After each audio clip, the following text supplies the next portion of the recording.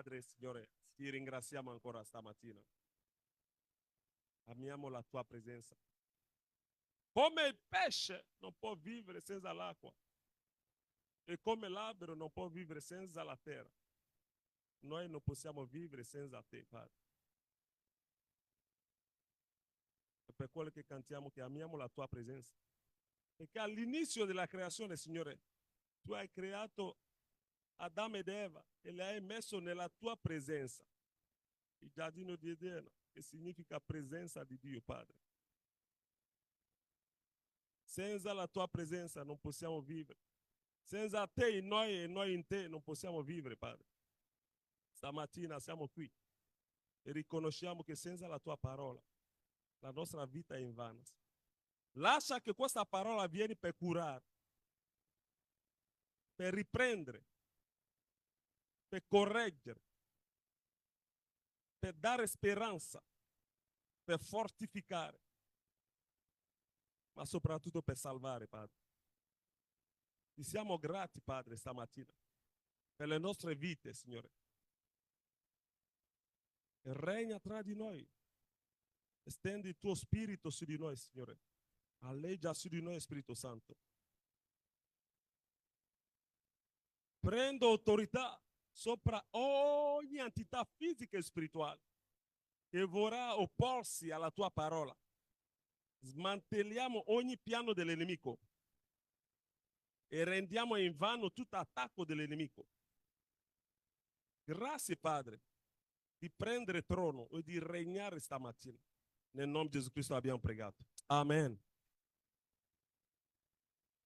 Stamattina vorrei ringraziare Dio per la vita di ognuno di noi e ringraziamo Dio per l'opportunità che ci ha dato di vedere ancora il sole.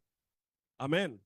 E benediciamo la presenza del nostro pastore Richard, che è qui con noi, ma soprattutto il privilegio, perché lì non è più un'opportunità, un privilegio che ci dà di ascoltare la sua parola.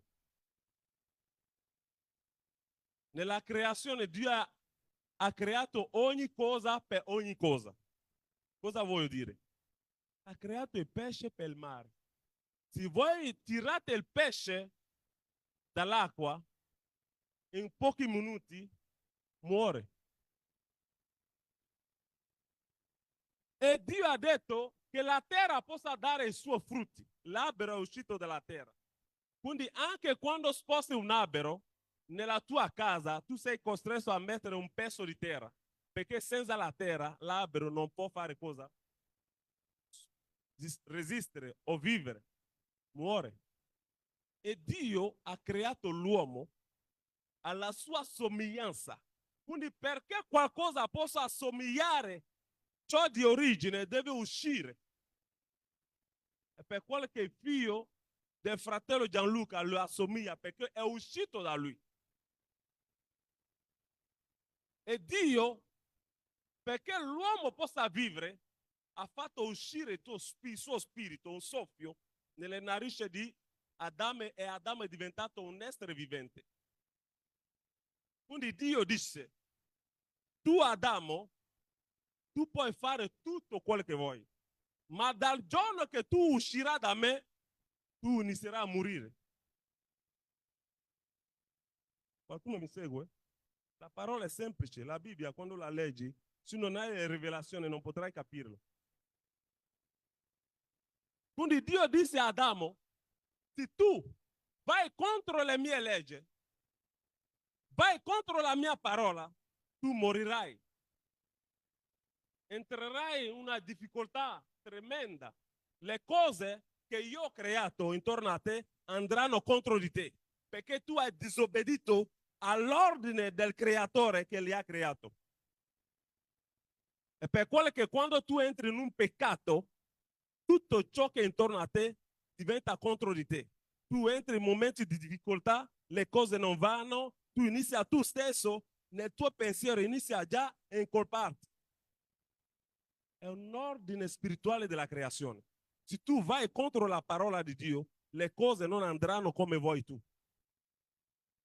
La creazione, le creature si ribelleranno contro di te, le cose spirituali e fisiche andranno contro di te.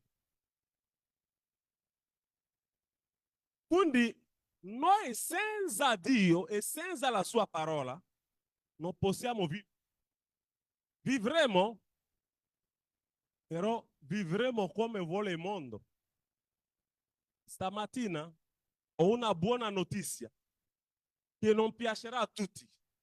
Non è una predica di routine, una predica in cui veniamo a dire Dio ti benedica. È una predica per coloro che sono salvati o coloro che saranno salvati, coloro che sono predestinati a essere salvati. Quindi se nel tuo pensiero, nel tuo cuore, inizi a dire che non lo ascolti, significa che sei già perduto. Stamattina porteremo la Chiesa a un altro livello, perché la Chiesa ha preso un colpo. La Chiesa è caduta. Bisogna dire le cose come si vuole. La Chiesa deve risvegliarsi. La Chiesa deve riprendere la sua potenza. Dio, nella sua saggezza e conoscenza di ogni cosa, ha creato l'uomo e l'ha messo nella sua presenza. Come vi ho detto all'inizio. Ma l'uomo ha deciso di separarsi da Dio. Perché dico questo? Perché l'unica cosa che separa Dio dall'uomo cos'è? È il peccato. Ma il vero nemico dell'uomo cos'è? È il peccato, vero? Avete sbagliato. Il vero nemico dell'uomo non è il peccato, è l'ignoranza. L'ignoranza è il vero nemico dell'uomo. È per quello che Osea dice che il mio popolo perisce per mancanza di cosa? Non ha detto per il peccato che sta commettendo, perché non ha la conoscenza che il peccato possa separarsi da Dio. Se non hai quella conoscenza, tu peccherai e ti separerai da Dio. Quindi il primo e vero nemico dell'uomo è l'ignoranza. Quando sei a conoscenza di una cosa, tu sai che questo coltello, questa pistola può farti del male, non vai a usarlo, o no? Ma quando non sai lo usi. E quindi se tu sai che il peccato può separarti da Dio, che è la sorgente della tua vita, non vai a peccare. Cioè tu ti contieni anche quando le tentazioni sono veramente alte. Quindi tanti di noi sono disconosci da Dio e altri sono riconosci.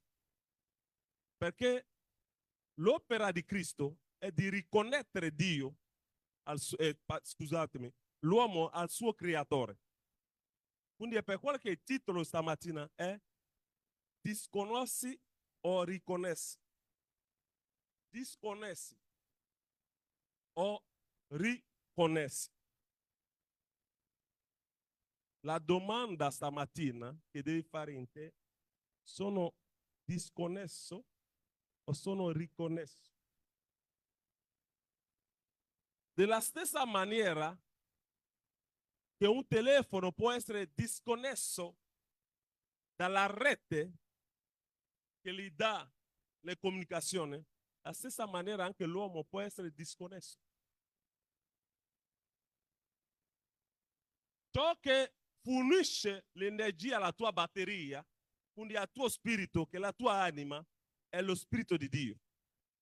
Quando quello è spento in te, sei disconnesso da Dio. Quindi tu puoi pregare, digiunare 10.000 volte, Dio non ti sente perché non hai la rete. Ci sono persone, vi do ancora una piccola rivelazione, sono persone nella vita che pregano poco e le cose vanno bene. Sapete? Sono due tipi di cristiani. Sono cristiani in cui il padre o i genitori prima, gli antenati, hanno pregato Dio, sono rimasti fedeli. E la preghiera che hanno fatto, la Bibbia dichiara che Dio benedice per quante generazioni? 1000 generazioni. E maledice per quante generazioni? 4 generazioni. Quindi sì, i tuoi genitori, i tuoi antenati, per quello che è molto importante, adesso che sei vivo, devi pregare. Perché le tue preghiere e lo sforzo che farai a adorare Dio avrà una ripercussione sulle tue progeniture. Quindi la discendenza che viene dopo di te. Quindi quella benedizione riposerà sui tuoi figli. E per quello che quando Dio benedice Adamo, parla della sua discendenza, non parla del passato. Perché ciò che farà Abramo inciderà sulla sua discendenza. Se è peccato, inciderà per 4 generazioni. Se è una buona condotta, quindi una benedizione, inciderà per altri di più. Quindi noi dobbiamo capire una cosa. Alcune persone hanno ricevuto delle benedizioni dei loro padri, dei loro antenati, che hanno pregato, sono rimasti fedeli. Quindi finché loro sono nella presenza di Dio, questa benedizione sussiste per loro. Quindi non fanno fatica. Ma alcune persone sono nuovi, neanche gli antenati erano cristiani. Quindi tu devi raddoppiare di sforzo per pregare, perché tu devi spezzare prima il legame ancestrale, quindi il legame del passato, e pregare per il futuro della tua discendenza. Hai doppio sforzo. Vi ho detto oggi ci porteremo a un altro livello della comprensione della Bibbia. Solo rivelazione. Per dirvi che l'unica cosa che separa Dio dall'uomo, dalla sua somiglianza, è il peccato. Quindi Dio disse a Adamo, fai tutto quello che vuoi, ma non disobbedire alla mia parola. Perché la disobbedienza alla parola di Dio è il peccato.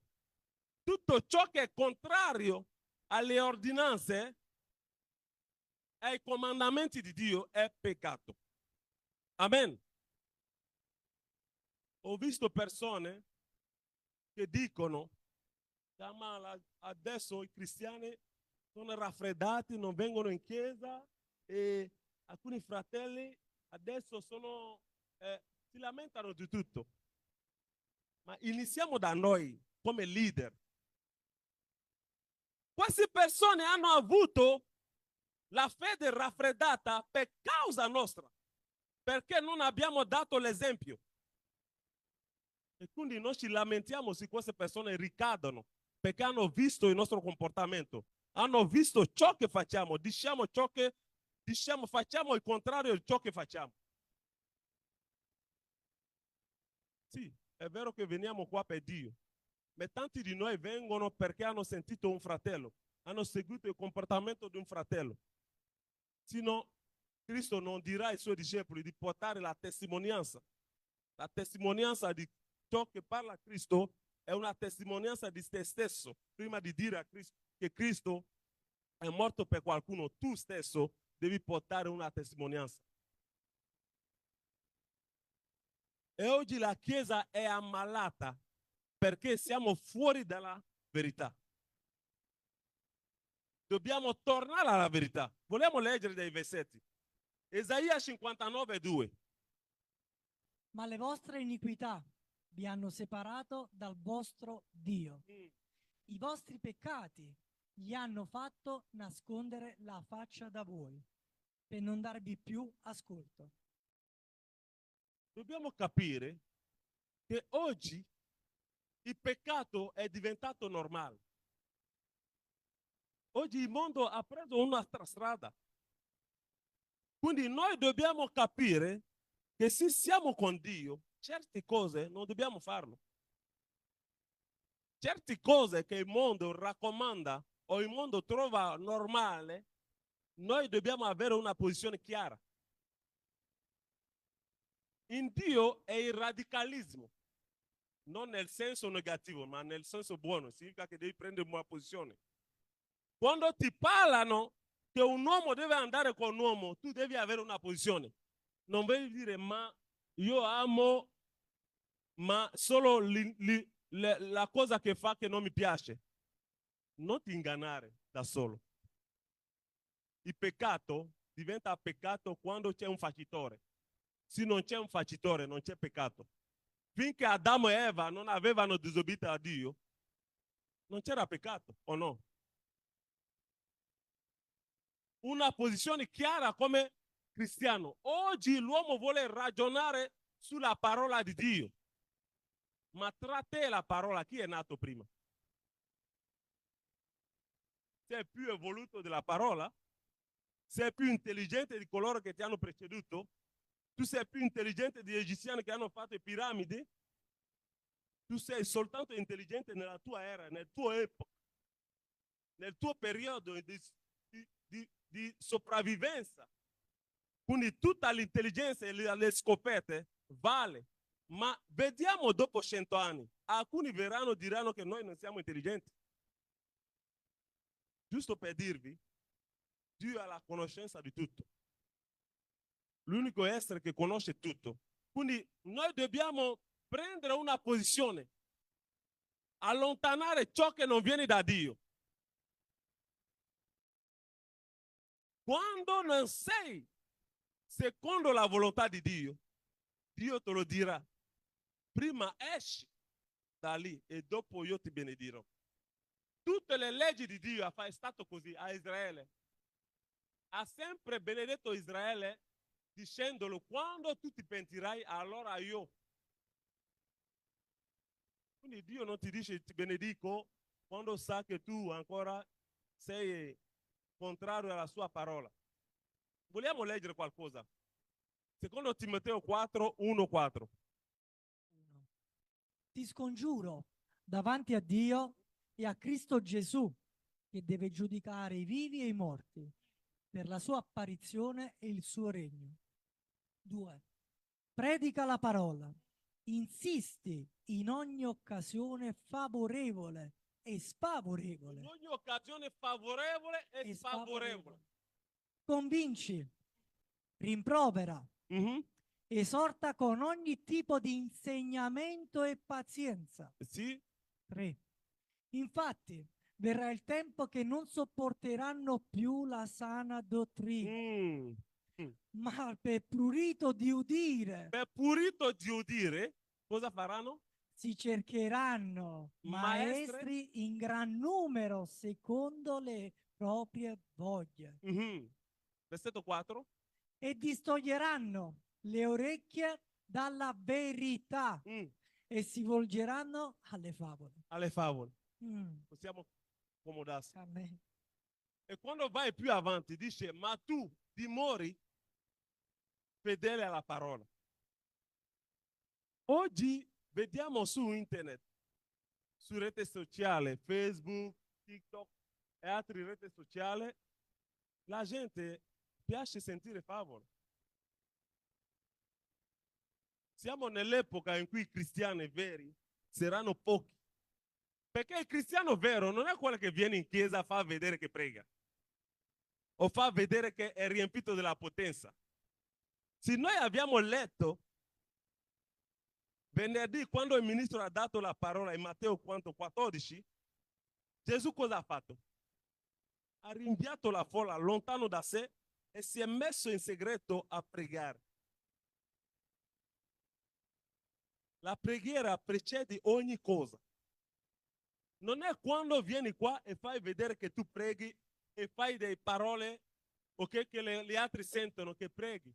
Che la preghiera deve essere un comportamento, un carattere, un vivere. Quando la gente ti vede, vedono veramente qualcosa di diverso. Quindi la parola dice che verrà un momento in cui alla gente non piacerà più la predica della santa dottrina. Significa che la verità di cui parla Giovanni 8, versetto 32, dicendo che voi conoscerete la verità vi renderà liberi. Quella verità la gente non piacerà più. Perché vogliono accomodarsi nel peccato, accomodarsi nelle cose del mondo. Hanno preso per esempio, per guida, il mondo. E questo non è la gente di fuori, è la gente della Chiesa. Siamo noi, pastori e ministri. Il menzogno è entrato nella Chiesa. Noi mentiamo ai fedeli, e mentiamo ai pastori, e mentiamo ai ministri. E quindi la Chiesa ha perso la sua potenza. La gente non ha più paura della Chiesa. Una volta quando vai in Chiesa, tu hai anche paura di mettere piedi, perché sarai subito scoperto che qualcosa non va. Perché lo Spirito Santo era in opera, in azione, 24 su 24. Oggi lo Spirito Santo è diventato come nel Vecchio Testamento, agisce solo al momento, agisce dopo sparisce. La Chiesa deve ritornare alla verità di Cristo. Non cerchiamo a piacere ai membri, non cerchiamo a piacere al pastore, al ministro. Cerchiamo di obbedire a Cristo. Cerchiamo di obbedire alla parola, perché la salvezza è personale. Tu farai tutto per piacere al tuo pastore, però il giorno del giudizio Dio chiederà a te, non al tuo pastore. Ho sentito qualcuno che dice che per essere salvato dipende dal tuo pastore. Se dipendesse dal tuo pastore, tanti di voi non saranno salvati, perché le persone che non vanno d'accordo con il pastore non li salverà. Le persone che non vanno d'accordo con il ministro non li salverà. Dipende da Dio la tua salvezza. Dipende da Dio la tua salvezza. L'uomo vede nell'apparenza, ma Dio vede dove? Nel tuo cuore, nel tuo intimo, nel tuo segreto, dove nessuno ti vede. È lì che Dio vede. Se questa parola non vi piace, avete perso la salvezza. Perché questo porta alla salvezza. La verità di cui parla la Bibbia. Questo non significa che la persona è dura o la persona non vuole bene ai membri. Anzi, un padre quando vuole bene al figlio, amen, gli dà direttive. Le direttive possono essere dure qualche volta, ma questo non è neanche duro, perché essere con Dio, Dio non è mai stato duro con nessuno, perché vuole del bene, quindi dice la verità. La verità non deve essere vestito, non deve avere una veste, non deve avere una giacca, no. La verità deve essere nuda, presentato tale com'è. E quindi noi abbiamo sbagliato e stiamo sbagliando e siamo compiaciuti nel nostro sbaglio e andiamo avanti. Lo Spirito Santo non è dove c'è confusione, litigi. Oggi la Chiesa è diventata un luogo dove sono litigi, separazione, divisione, campi, gruppi, ministri, diaconi, pastori che lottano per posizione, e tutte queste cose vanno nelle chiese e noi non ci rendiamo conto che questo non è la volontà di Dio, che questo fa morire lo Spirito di Dio, questo abbassa il fuoco della Chiesa e noi veniamo, ci meravigliamo che la gente non viene alla preghiera. Detto tra di noi, i membri oggi, i cristiani di oggi, non sono come una volta. Dio ha espresso lo spirito. Quando un ministro è davanti che sta mentendo, lo sanno. Perché lo stesso spirito che è in te, lo stesso spirito è, quindi c'è un legame. Se il trasferimento di messaggio non è la stessa cosa che lo spirito che Dio ti ha dato, tu lo sai che questo sta dicendo cose non veritiere. E quindi noi portiamo la gente a avere il raffreddamento della fede. Dobbiamo dare la parola della verità. La parola della verità cos'è? È che quella parola, quando arriva, quando qualcuno si sente in colpa, sì, ma siccome ha lo Spirito di Dio, al momento si sentirà indebolito, ma con lo stesso Spirito con questa parola gli darà forza, perché la verità viene per curare, per dare potenza, per dare forza, per risvegliare lo spirito addormentato. Quindi noi non possiamo permetterci di negoziare la parola di Dio. Vogliamo vestire la parola? Vogliamo abbiarlo e mettere un altro veste? No. Cristo ha sempre predicato la verità come si deve. È per quello che i farisei non lo volevano. Perché i farisei facevano le cose per piacere alla gente, per essere visti come grandi predicatori, grandi pretri. Si facevano chiamare padre, erano così contenti e prendevano anche il posto di Dio, perché erano Dio incarnato. Io dico a tutti i leader di chiesa, non cadiamo in questo sbaglio, perché dal momento in cui tu inizi a prendere il posto di Dio, Dio ti lascerà la chiesa, ma credimi, non andrà avanti, perché dove non c'è Dio che governa, governerà qualcun altro. È per quello che le chiese sono diventate il luogo di predilezione delle stregone, perché quando il fuoco si spegne, spiriti malvagi prendono controllo e quindi tanti ricadono.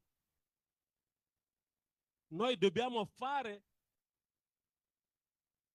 della verità la nostra battaglia, costo che costo, dobbiamo dire la verità. La verità non ha bisogno di spiegazione. La verità deve essere detta e basta. Dio ci ha creato per poter vivere nella sua verità, non nella verità del mondo, non nella nostra verità, perché ognuno di noi ha la sua verità. Se io metto una sedia, ognuno avrà la sua maniera di scrivere la sedia. È la verità di ognuno di noi.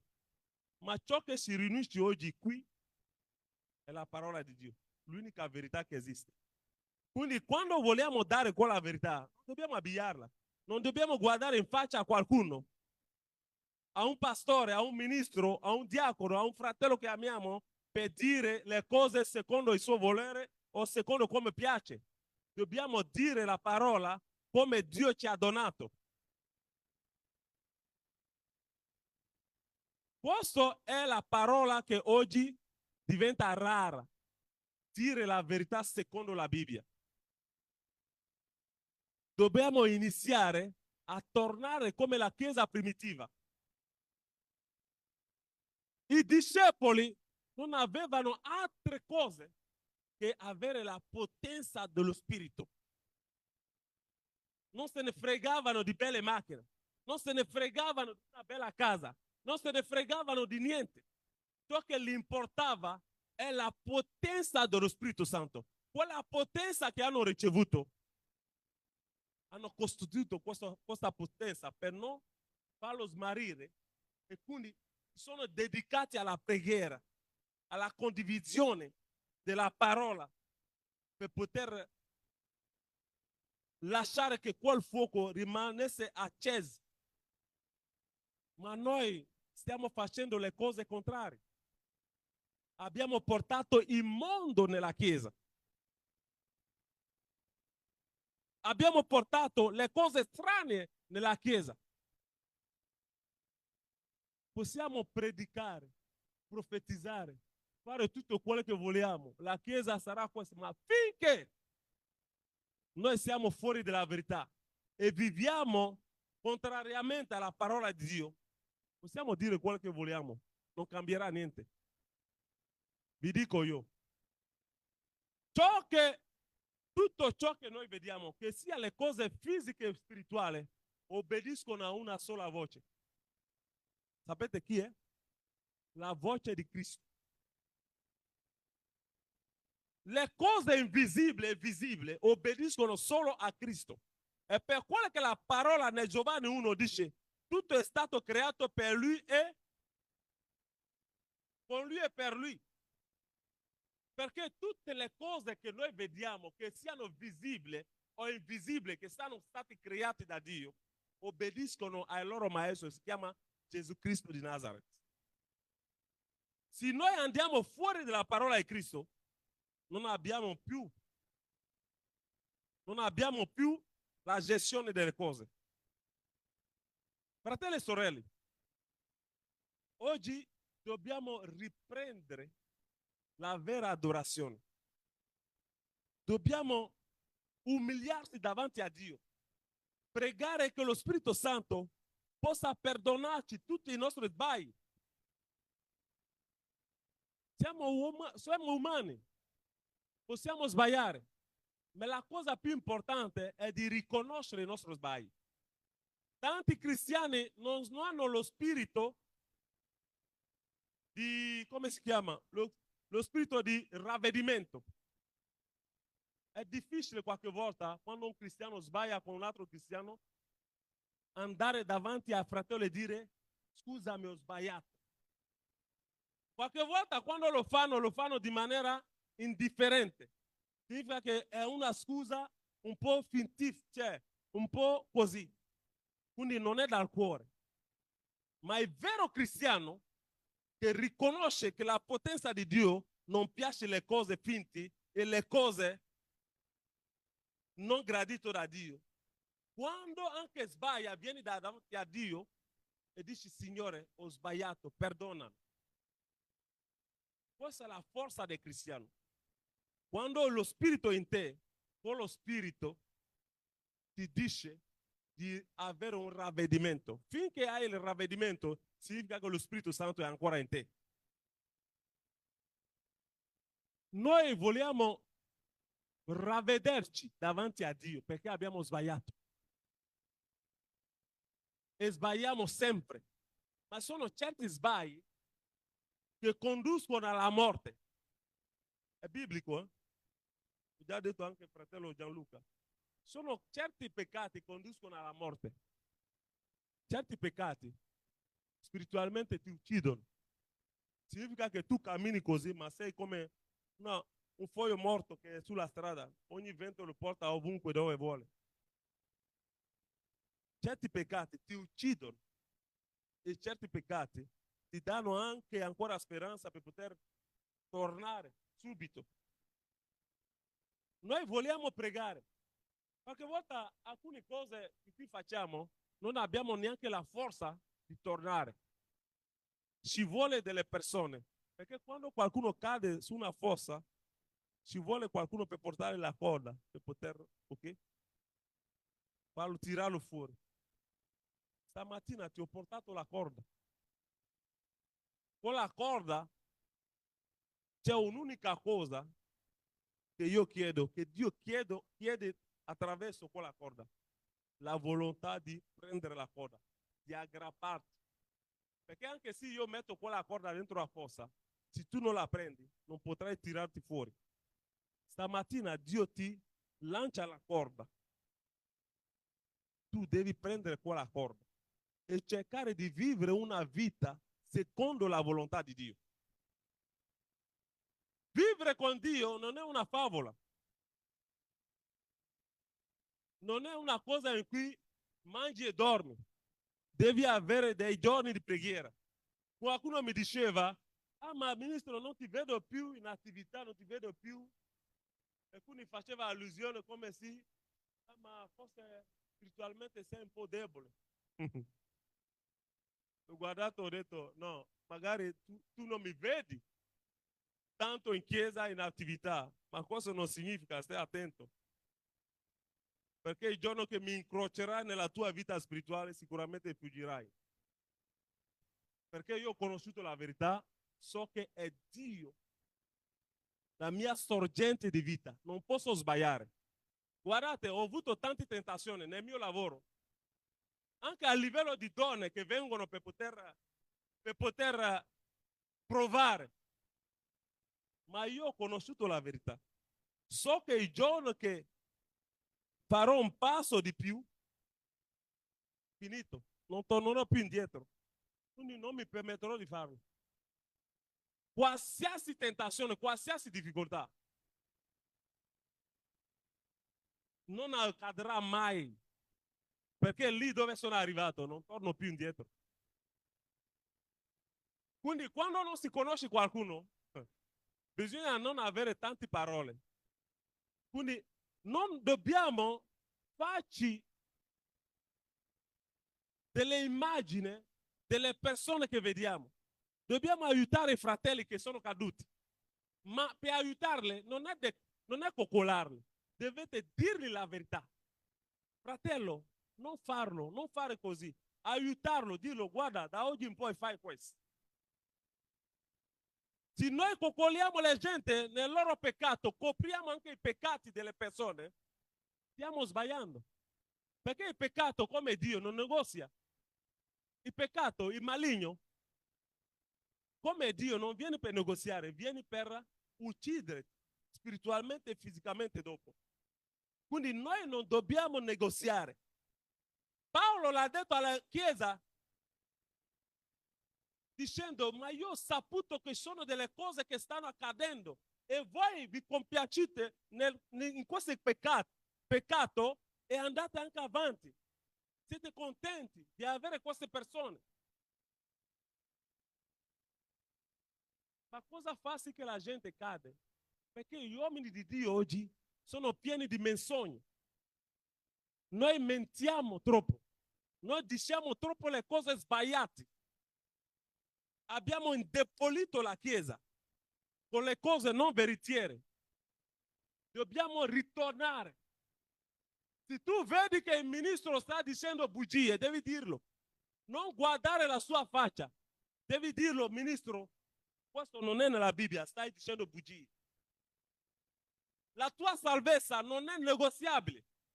Perché quando morirai, Dio non dirà, siccome tu hai fatto piacere al ministro, allora sei salvato.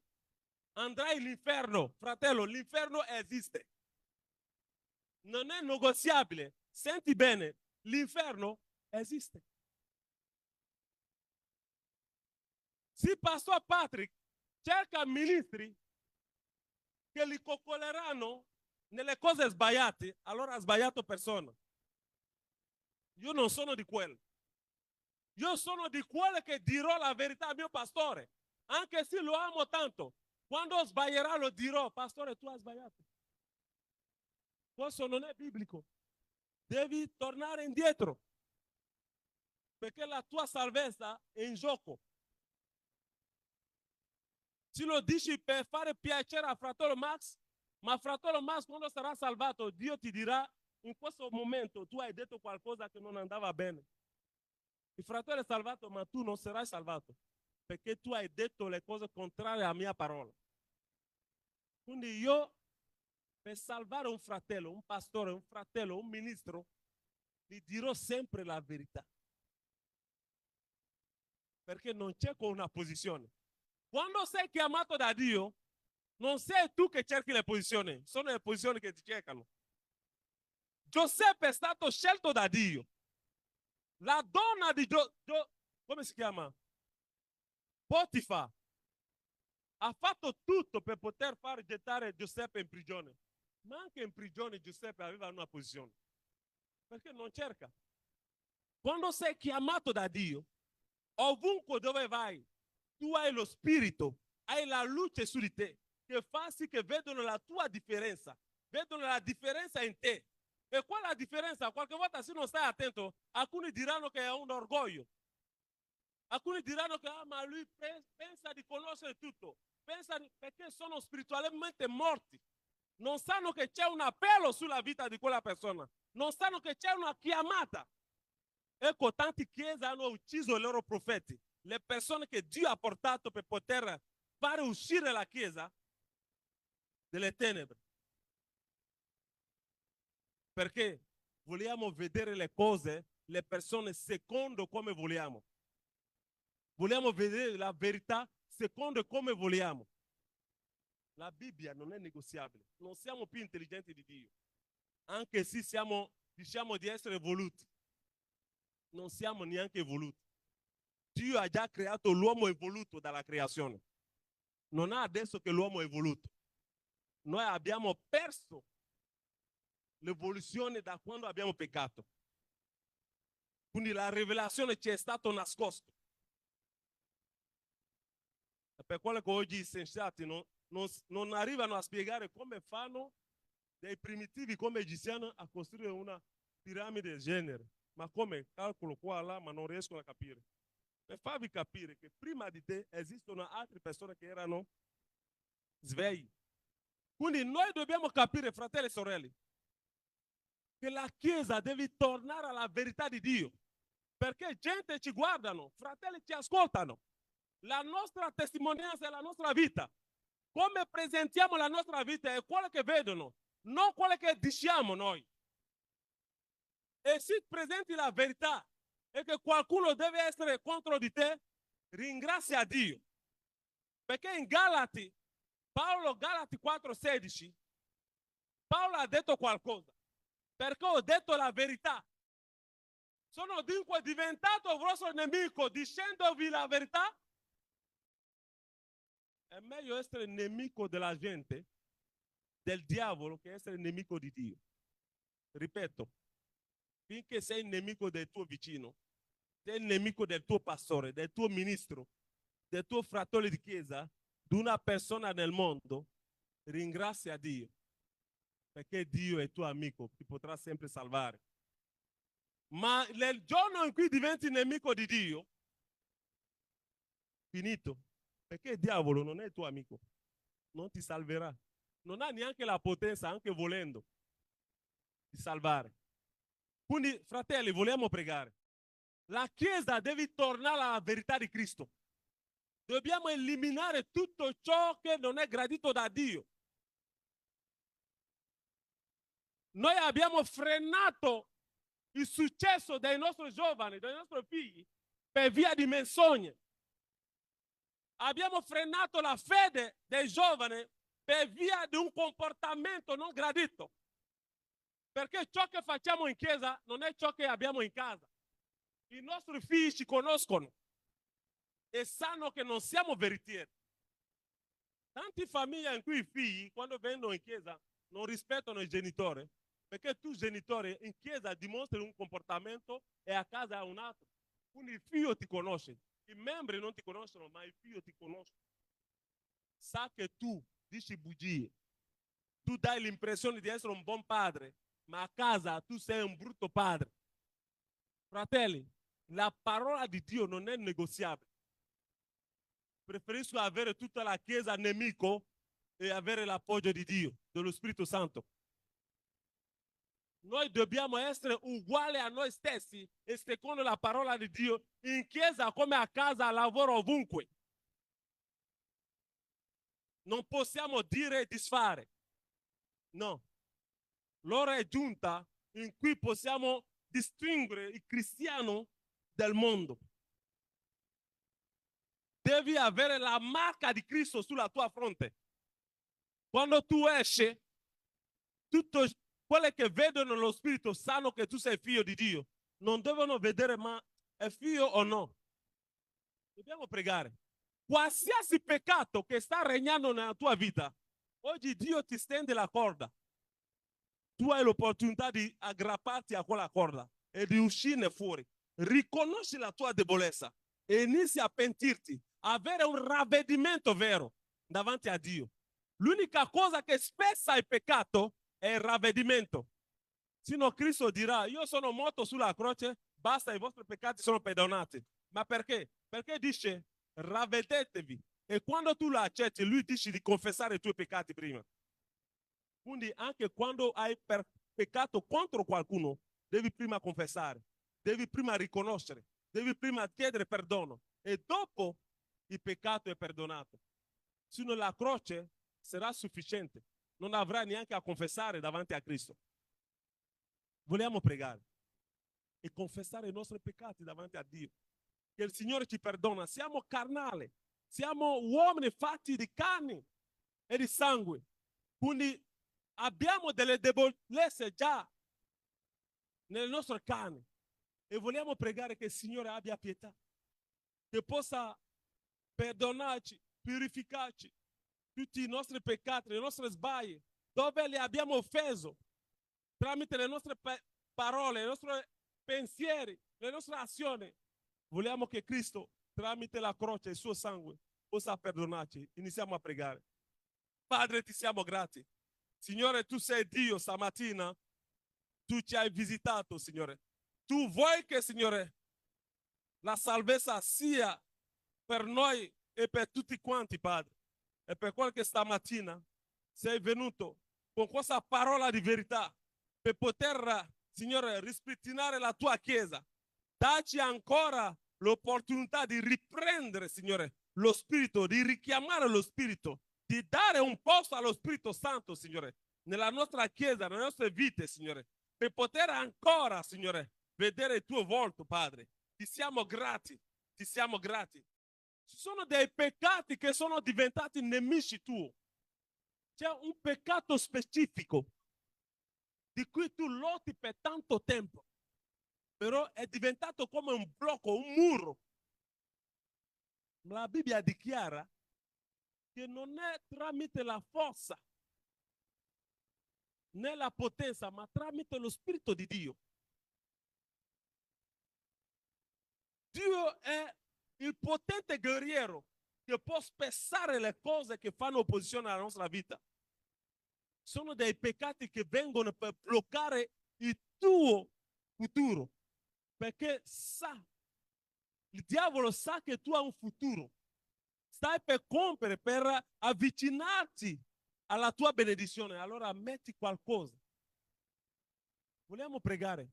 Qualsiasi peccato, qualsiasi cosa che è diventato una disobbedienza, è diventato una cosa contraria alla volontà di Dio, che si è messo tra noi e Dio, che lo Spirito di Dio possa spezzare quella cosa. Iniziamo a pregare. Padre, tu sei Dio, Signore. Stamattina qualsiasi cosa, qualsiasi comportamento, qualsiasi carattere, qualsiasi pensiero, qualsiasi parola, qualsiasi azione, qualsiasi opera, qualsiasi progetto, qualsiasi cosa che è diventato un blocco, che è diventato un muro, che è diventato, Signore, contrario alla tua parola, alle tue ordinanze, ai tuoi comandamenti, che si è messo tra me e te, Padre. Prego che il tuo spirito possa spezzarlo nel nome di Gesù Cristo. Grazie, Padre. Grazie, Padre. Vogliamo pregare per tutte le persone che sono indeboliti spiritualmente.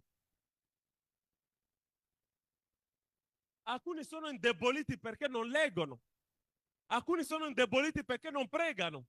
Alcuni sono indeboliti perché la Chiesa li ha, come si dice, li ha deluso. Perché vengono in Chiesa per vedere Dio, ma quando sono arrivati hanno visto il mondo che hanno lasciato in Chiesa. E queste persone hanno avuto la fede raffreddata. Sono stati scoraggiati dalla propria Chiesa. Vogliamo pregare per ogni fratello o sorella che è indebolito in questo momento, che ha avuto la raffreddezza della fede, che Dio, che è onnipotente, che ovunque possa visitarli, possa richiamarli alla luce. Preghiamo assieme. Padre, tu sei Dio, non c'è nessuno come te, Padre. Ti confidiamo ogni fratello o sorella, Signore, che è stato indebolito per qualsiasi ragione, Padre. Visitalo, Padre, che il tuo spirito, Signore, visita ogni fratello o sorella, ovunque dove si trova. Lascia che, Signore, il tuo spirito possa raggiungerlo. Signore, risveglia la sua fede, riaccendi la sua fede, riaccendi la fiamma della fede. Grazie, Padre. Grazie, Padre. Se noi per qualsiasi sbaglio siamo stati un punto di debolezza, Padre, perdonaci. Perdona la tua Chiesa. Lascia che, Signore, la tua Chiesa possa riprendere nel nome di Gesù Cristo. Alleluia. Vangelo secondo Romani capitolo 5 versetto 20. E poi dice: la legge è più intervenuta a moltiplicare la trasgressione, Ma dove il peccato è abbondato, la grazia è sovrabbondata.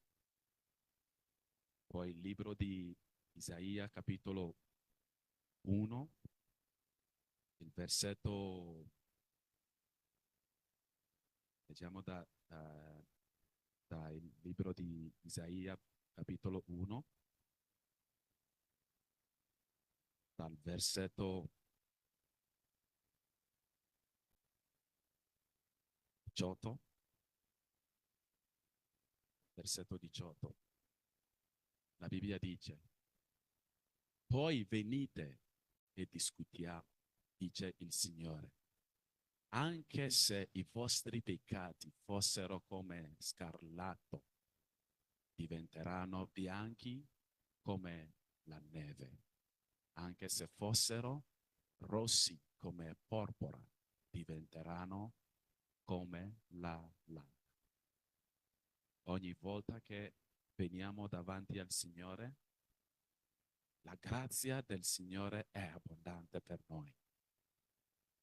Anche Isaia, come profeta, pensava che tutto il popolo sono peccatori finché ha incontrato il Signore. Fratelli, nessuno è santo davanti al Signore. Neanche noi pastori, ministri, tutti noi. Ma quello che ci porta più vicino al Signore è che noi dobbiamo sempre ricordare che la sua grazia è abbondante e ha sempre le sue mani aperte per tutti noi. Anche nelle nostre debolezze, il Signore è sempre pronto ad accoglierci. Possiamo alzare le mani, per favore.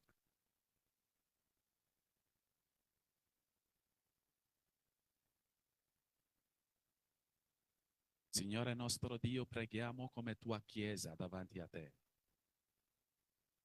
Signore, non siamo degni di venire davanti a te, ma noi, Signore, avviciniamo a te perché la tua grazia è abbondante per noi. Noi chiediamo la tua grazia e noi sappiamo che con la tua grazia, Signore, possiamo avvicinare a te. Siamo popoli deboli, siamo umani, carne e sangue. E quindi, Signore, siamo deboli. Per quello che ci hai dato il tuo Spirito, lo Spirito Santo che ci rinforza, che ci dà la forza. Santo Spirito, veniamo davanti a te. Respiri in noi. Riempi i nostri cuori con il tuo Spirito. Perché con il tuo Spirito in noi possiamo fare miracoli. Noi possiamo vivere santi davanti a te. Aiutaci, Signore, a vivere meglio per te, a vivere come popolo che, Signore, ci hai chiamato, popolo scelti per la tua opera. Grazie per il tuo servo che ci hai usato per darci la parola. Grazie per il tuo servo. Signore, continui a usarlo. Continua a usarlo, Signore. Grazie per la tua Chiesa. Continuiamo a pregare anche per il nostro pastore Patrick. Signore, chiediamo la tua guarigione totale su di lui. Quello che hai iniziato, Signore, lo porti a un gran fine. Grazie per la tua mano su di lui. Nel nome di Gesù Cristo. Amen. Un applauso.